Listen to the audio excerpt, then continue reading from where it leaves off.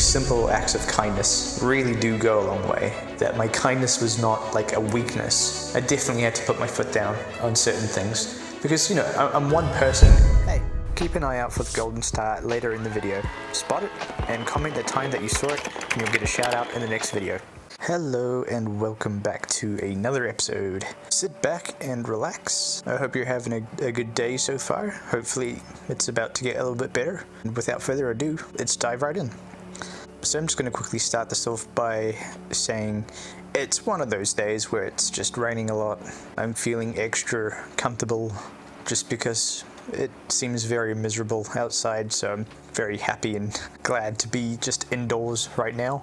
Feels really good. But yeah, let's just dive straight into it. So the first question is, this is an interesting one. So this question's asking, what's one belief about relationships you've changed your mind about as you've gotten older? I remember when I was a lot younger, I used to believe that it was just something that would naturally just kind of fall into place. And I now realize that it definitely does take effort from both people for it to work. Like, it can't be too unbalanced with people not putting in like the effort kind of thing. But it also depends on like what matters to that person as well. Like, for example, there's a thing called love language. Like, I know for me specifically, like mine is like physical touch. So like I really get a lot out of like a hug, and I really appreciate that kind of style of affection. But for other people, it could be words of confirmation, it could be gift giving, it could be positive reinforcement. There's lots of different elements of like what certain people need and prefer over other things, right? So I think it's important for like your partner to know, well, for both of you to know what type of love language that they are, because if you're kind of hitting the wrong ones, I think, well, I guess if you don't even know what they are, then it kind of can be a bit tricky. Like, sometimes it just works, I guess, and sometimes you don't really know. But I don't know, I feel like once you do know like what type that person's love language actually is, I feel like it's more effective and you can kind of adapt to that. So for example, if there's something that I want to really, like I really want to be able to show my appreciation like towards like my partner, not saying I have a partner, I don't, but if I wanted to show my appreciation, I would think about like, all right, what would she appreciate the most, you know, kind of thing, and then kind of adapt to that and just really try implement that. And also just seeing what she responds to as well. What are some of the things that she kind of like lights up a little bit more than others, like with other things, I think, yeah. But I do think overall it does take time and effort from both parties, and like sometimes I guess it does feel kind of just easy when you're with the right person and you don't have to, like, it feels like you don't really have to do much, like it just works. But at the end of the day, I think, you know, it is important to do the thing because you want to do it for that person kind of thing, instead of like, oh, I should do this because it's probably something I should do, which isn't a bad way to think of it, but I think it shouldn't be an expectation, I would say. It's like, I want to do this because I want to do this, you know, like I want to make life easier, I want to, you know, that kind of thing. I don't know if that makes any sense. I'm no relationship expert for sure, so take that with a grain of salt. But anyways, moving on to the next question. This next question's asking, what's something small that makes you feel genuinely appreciated in a relationship or a friendship? Well, again, I think it goes back to just like simple acts of kindness really do go a long way, I think. Like, it's a bit strange because like I'm a very, very independent type of person. Like, I know I can handle pretty much any problem on my own. Like, I don't really ask for handouts, I just stay in my lane and I just do my own thing. If I have a problem, I can squash it, I can sort it, I can take care of myself kind of thing. So it's really an unusual feeling when someone does something specifically like quite nice for me, because it's like I don't know like how to handle it sometimes, because it's just like it's just so nice, you know. Like I just don't know how to like handle it, I guess. I think just, yeah, like most of my life I've just been a very, very stubborn and very independent person. So yeah, I think that's something very noticeable. Like if someone does go out their way to do something nice, it's like man, that's awesome, you know? Like, I think it's just really nice. It might not even be like what the thing is that they're doing. It might just be the fact of that person trying. Like, if I can see someone's trying, then yeah, I can just appreciate that, just that alone as is. You know? So this next question's asking, which hobby of yours makes you lose track of time the fastest? I mean, honestly, probably video editing in a way. Obviously, like playing like video games as well, but I'm gonna go with video editing because, well, actually it goes both ways while playing games. Sometimes I'll do this same thing, but I tend to like multitask whenever I'm doing something like video editing or like gaming. Like when I'm gaming, I'm probably listening to a podcast, or I'm probably listening to someone's YouTube channel, or I don't know, like whatever it is, you know, I'm genuinely listening most of the time to something while I'm doing something else. Same thing with video editing. Like, I think it goes really fast because I'm like being entertained by like a story or a podcast or like a gaming channel or whatever, right? And while I'm listening to that, I'm also working on like a video or playing a game. It's a lot easier to chill and just kind of tune out and listen to the story and just do the thing that I'm like trying to do. And I guess in a way I kind of go on autopilot just because like I feel comfortable and I know some of the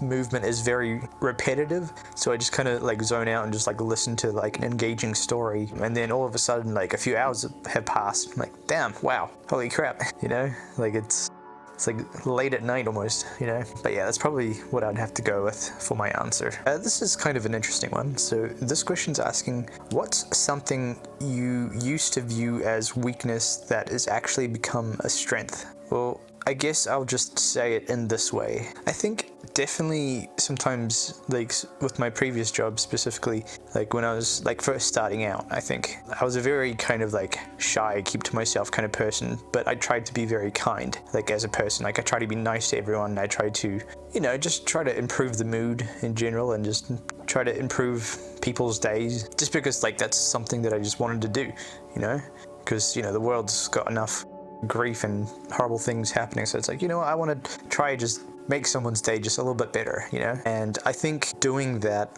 I know a few people that tried to take advantage over that, because it's almost like they saw like me trying to be kind as like a weakness. It's like, oh, he's just gonna do anything that we ask him to do because he's just a nice dude, kind of thing in a way. But to the point where it's like it became an expectation for me to do things and to be kind. But I think a lot of people ended up realizing like that my kindness was not like a weakness, because I ended up unfortunately having to put my foot down and be like, no, sorry, I'm not going to be doing this. I feel like you're kind of taking advantage of the situation here, you know? I'm not going to say yes to everything that you asked me to do, because it became very repetitive and unappreciated as well. So I definitely had to put my foot down on certain things, because, you know, I'm one person, and if I've got a bunch of like 100 things that I got to still do, like, and I'm not going to just drop everything and do the thing that they want me to do. It's like, no, like I still have stuff I got to get done, you know? So,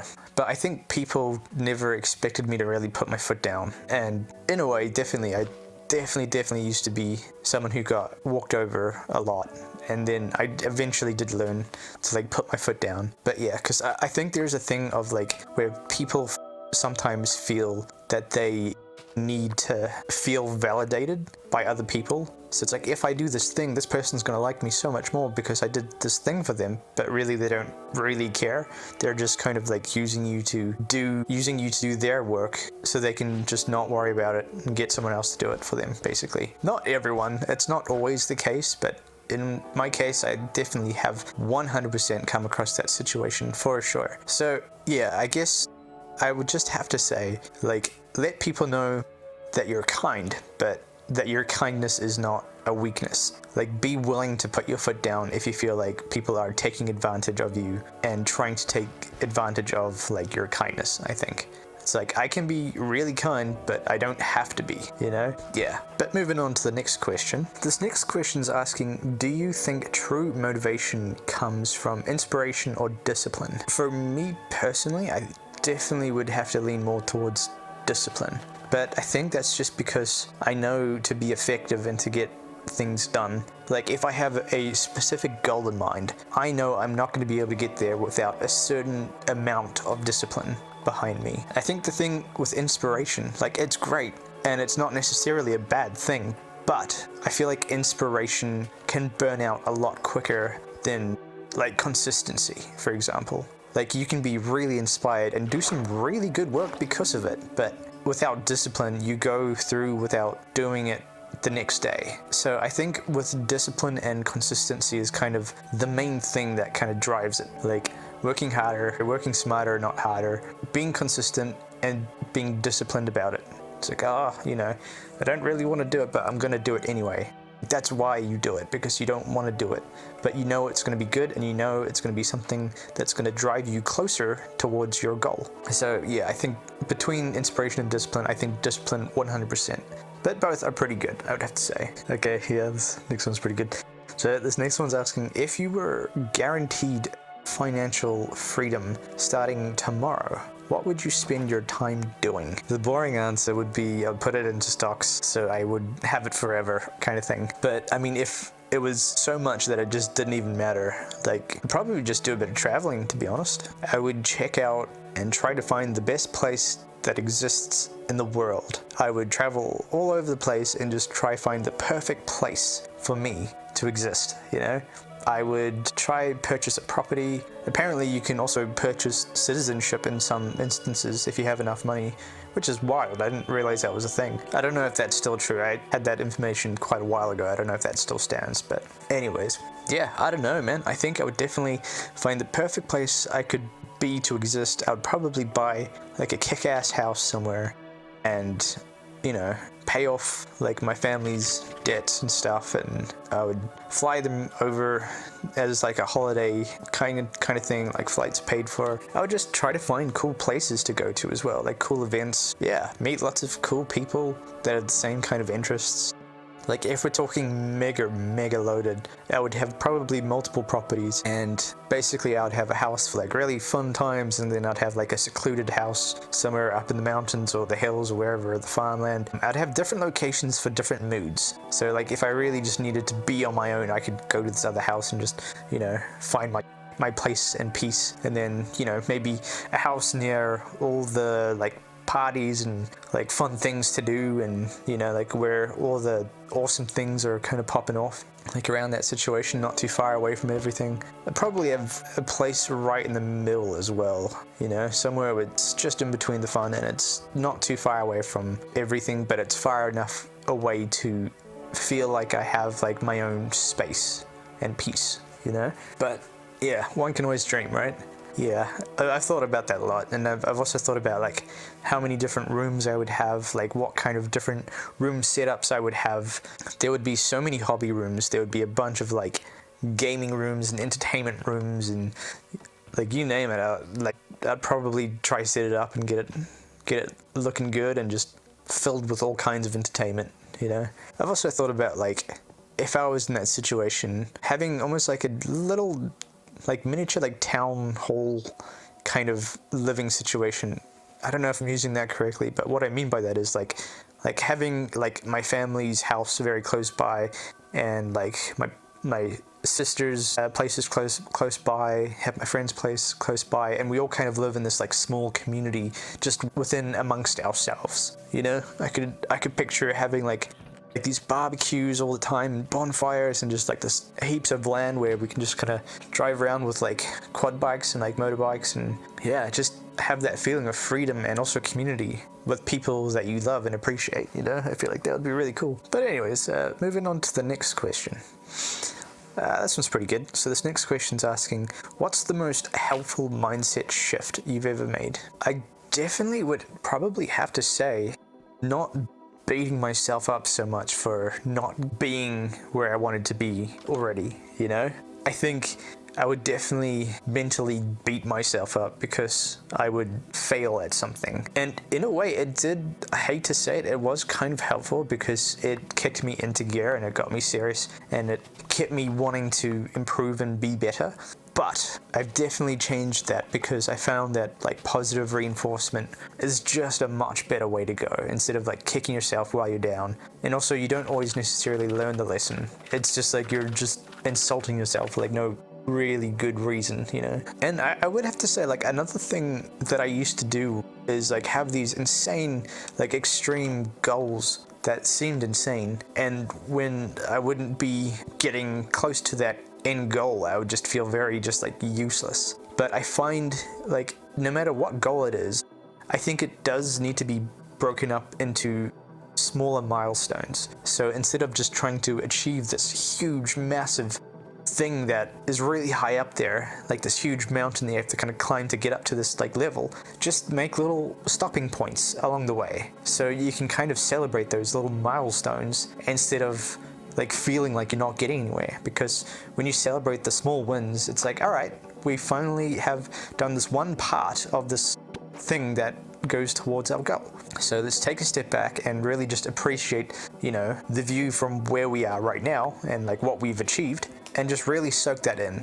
And then, you know, like tomorrow we'll get back into it and we'll keep striving towards the next thing. I say break it up as many times as you need. Take like even if you have to break it up into really, really small steps, I think it just makes it feel a lot more manageable instead of just looking up at this Mount Everest of a problem or like a goal that you've created for yourself. And you put like a lot of hard work, but you're still near the bottom of the mountain. It's like, you gotta celebrate the milestones, make them a little bit more easy to digest and make it a little bit easier to achieve. So when you do achieve, even if it's very simple, you've made that achievement and you can actually appreciate it and feel like you're actually making progress, you know?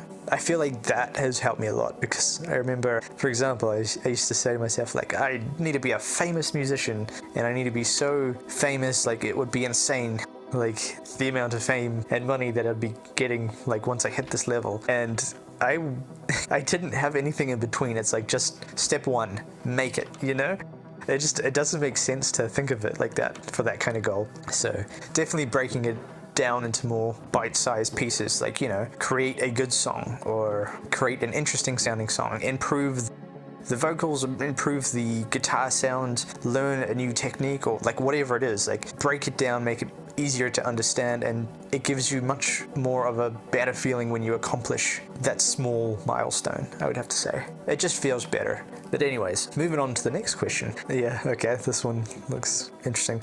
So this next question is asking, e-bike or e-skateboard? If you had to pick only one for the next 5 years, which wins and why? Well, I don't think I've ever ridden an e-bike before, but it's definitely got my attention for sure. It's something that I've considered potentially investing into getting one potentially, solely because of like exercise purposes.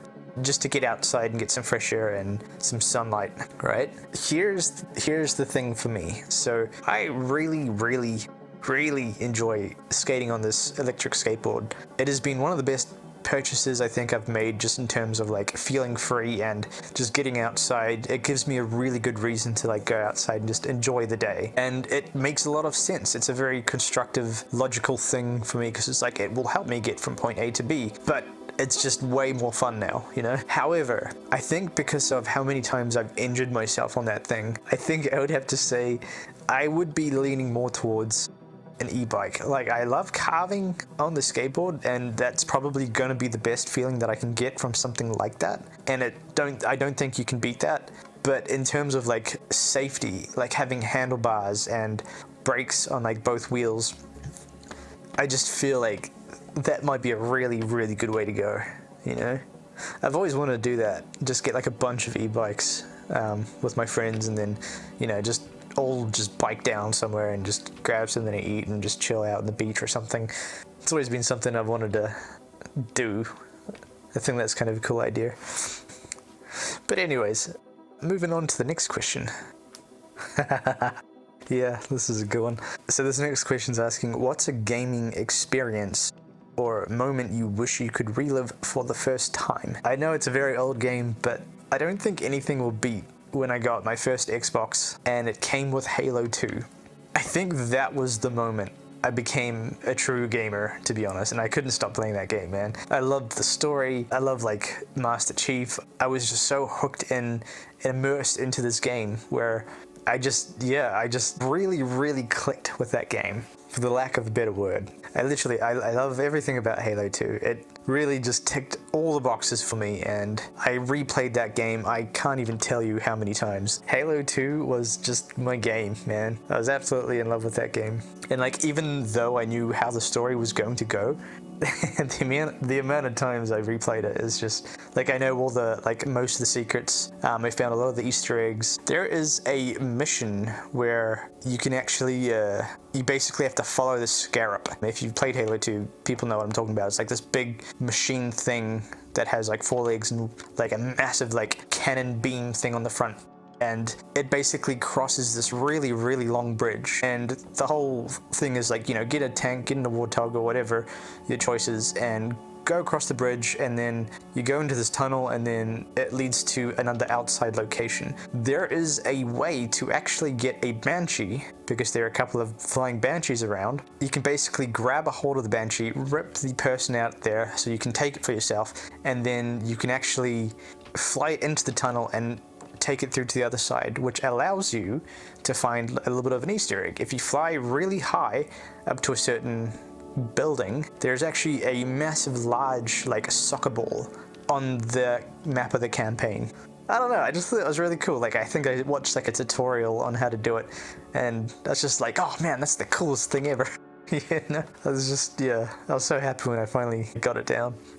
Because, yeah, there are some very specific things that you have to do to make sure that you don't lose the Banshee while the next checkpoint happens. But yeah, man, I was very much obsessed with that game for quite a few years. Like, I remember I was meant to go to school, and I just remember being super late because, yeah, I really just wanted to play the game, you know? Like, yeah.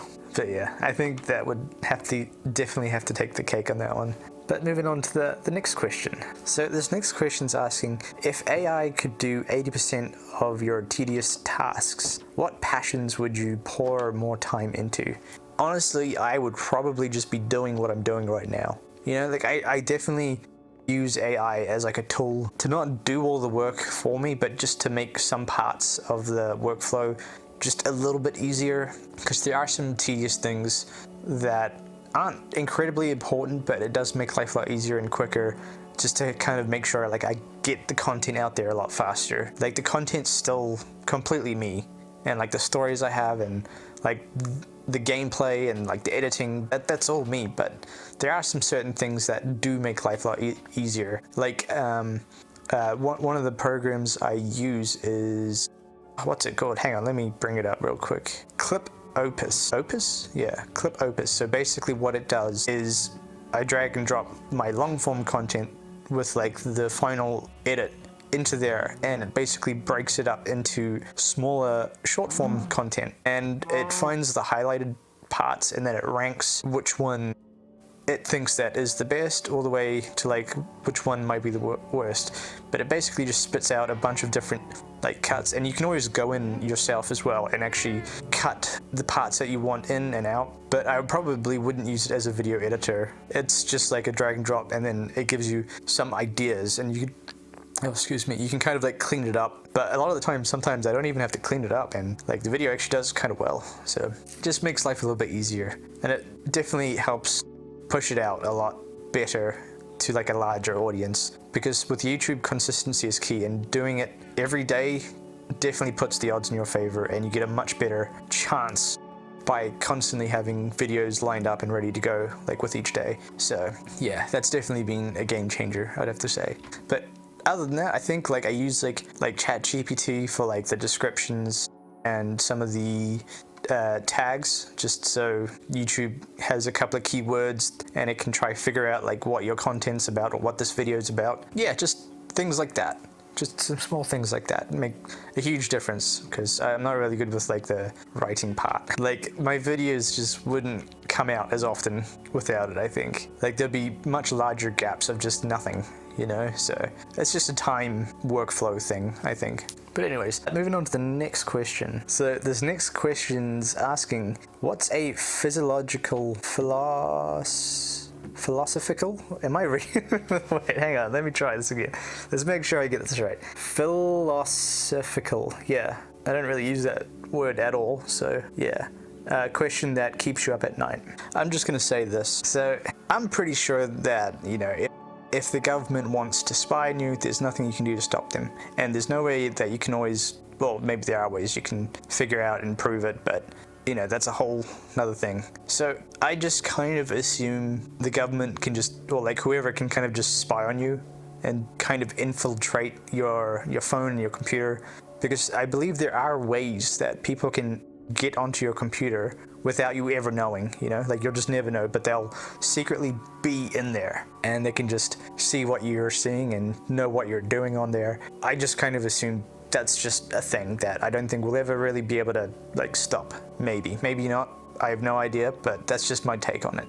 But I think at the same time, I don't really think anyone really cares too much about like what other people have got going on. It's like some people are so worried, like, oh, you know, like I don't want them to like invade my privacy kind of thing, but like I don't think they very much care about certain things and like what you do. I mean, I definitely know there are like hackers that use it and try to manipulate people in that way, but the way that I think of it is just like, you know, if you can see everything that I'm doing, like, you know, like whatever, like I don't think I'm that much of an important person to have some very valuable information to kind of like add, you know? I don't know, I'm just a person, you know, like I'm not a very significant person, so I don't know why someone would want to invade my privacy, you know, like I wouldn't be a very interesting person to do that to. So yeah, it's just kind of how I view it anyway. Do I think it's wrong? Yeah, I think it's a huge breach in privacy, and I don't think people should do it, but I think if someone really wants to do it and they have the know-how, I mean, I don't think there's a huge amount that we can do, you know? I think there are a lot of people that have no idea that they're being surveillanced with and like monitoring like what they do online kind of thing, but they'll just never know, you know? I don't know if you've seen Scammer Payback, but yeah, I mean, just for example, they do ethical hacking. So they do hacking to keep people safe. They basically hack the hackers. And a lot of the time, the hackers have no idea that they've been hacked into and that they're being watched and monitored, you know? So I think, yeah, invading someone's privacy is definitely wrong, except when it's like ethical and, you know, people are doing it for the greater good and to keep other people safe. I think that's a good thing. But, you know, if someone wants to do it, I don't really think you'll even probably have no idea that it's happening, you know? So, yeah. And I mean, you'd have to be an insanely important person or have some kind of insane lifestyle or intelligence or whatever that people are trying to learn something from you in some way or whatever, you know?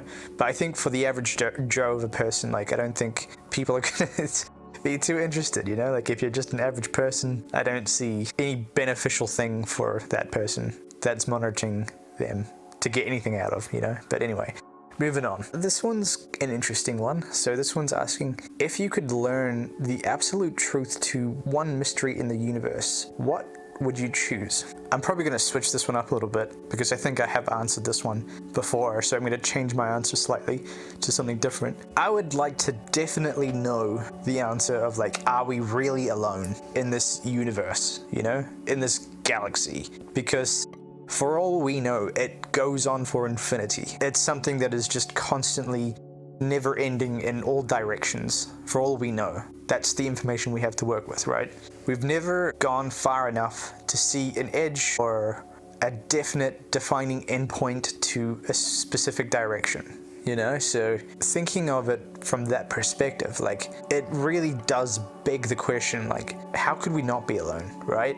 Like, if there's an infinite direction in one direction, right? What's to say there isn't another Earth-type planet out there? You know? Like, I mean, there's gotta be, right? I'm not saying I believe there is, because I don't necessarily do. But at the same time, I think it would be silly to just blindly believe that, nah, we are the only thing that could possibly exist. You know, I just don't think that can be a definite thing, a definite way of like thinking. I don't know if I'm making sense here right now. I'm just trying to put my words together. But yeah, I think that's probably what I'd have to land on with that question. Because I mean, there's gotta be, right? There's gotta be. I mean, do we really think that we're the only thing that exists in the entire galaxy? I can't say confidently no to that. I just can't, you know? But I guess it is one of those questions because for the lack of information, that's what I would have to land on, I think. But anyways, let's see what else we got. So this next one's asking, what's a recent meme that you've seen lately? There's only really one that kind of comes to mind when I think of that question. And it's basically a video of like this political spokesman person speaking into like a bunch of microphones with a bunch of people standing around and whatnot. And then there's just one dude that has like a baguette on a stick, and like it cuts to the next scene and he's holding like a piece of corn pretending it's a microphone, and just watching this guy's reaction is just like, it's just priceless. It's like I think there's one where he's like holding like a chicken leg. He's like talking to the chicken leg. It just cracks me up, man. Where is he getting all this food from, you know? Like, why do they keep letting him do this? But the guy's reaction is priceless. I love that one. But anyways, so I will leave you with this. It's basically just a famous quote for like motivation or however you choose to see it or use it. But this quote is saying, "The only way to do great work is to love what you do." And that is a quote by Steve Jobs. And we'll just leave on that one. If you've made it this far, I just want to say I really do appreciate you. Thank you so much for making it this far. I hope you're having a good day.